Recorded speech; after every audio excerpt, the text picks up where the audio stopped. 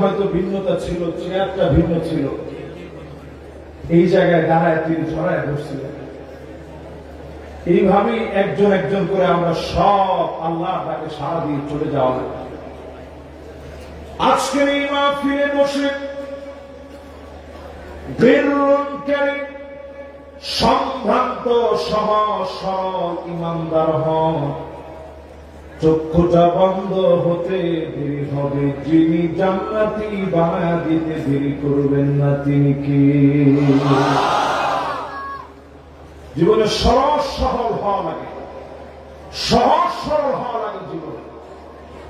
হিব্বুল্লাহি দুষ্ট মুনাফিক যারা হবে, সব দুষ্ট মুনাফিকেরা জাহান্নামে হবে।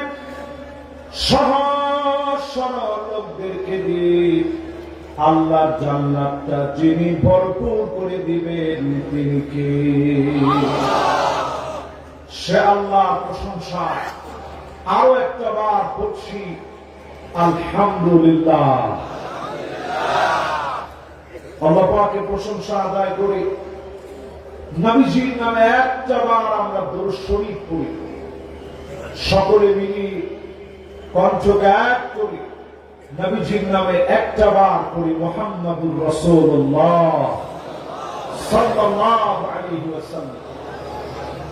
যারা আপনারা আমার সামনে বসছেন, আমাকে আজকে বিশ্বাস হুজুর বলছেন যে ইমানের উপর একটু কথা বলতে।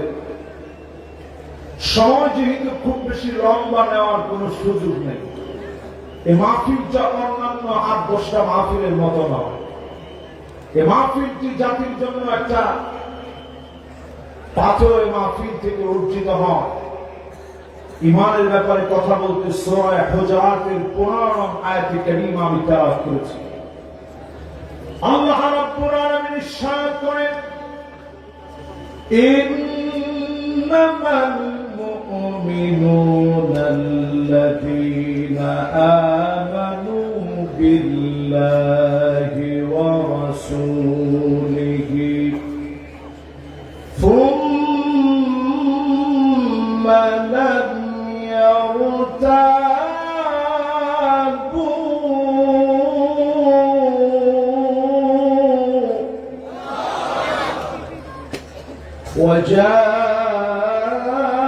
وجاهدوا بأموالهم وأنفسهم।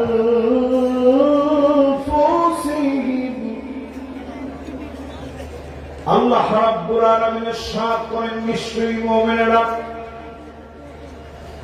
আল্লাহর উপরে যারা ঈমান আনলো, নবীজির উপরে যারা ঈমান আনলো,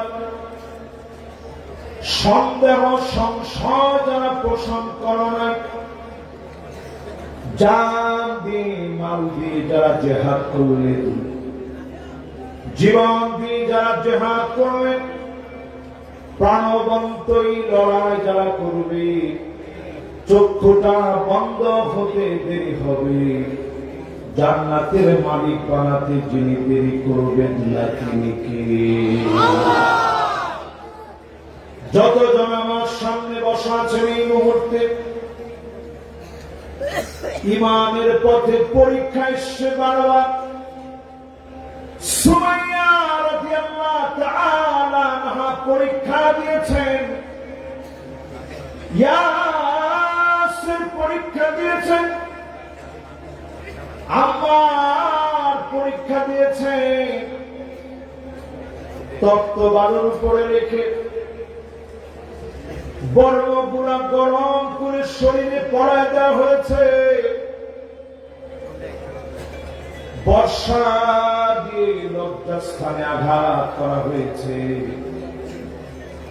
ইমানের পথ এক চুল ছেড়ে যান নাই, ইমানের পথে পরীক্ষা আসবে। হযরতে বেলালকে পালাক্রমে মেরেছে, পাথর চাপা দিয়ে রেখেছে। খাব্বাব বিন আতিক ওনার পিঠের নিচে তপ্ত কয়লাগুলো জ্বালায় দেওয়া হয়েছে, শরীরে চর্বিগুলা পরে পরে আগুন নিভে গিয়েছে।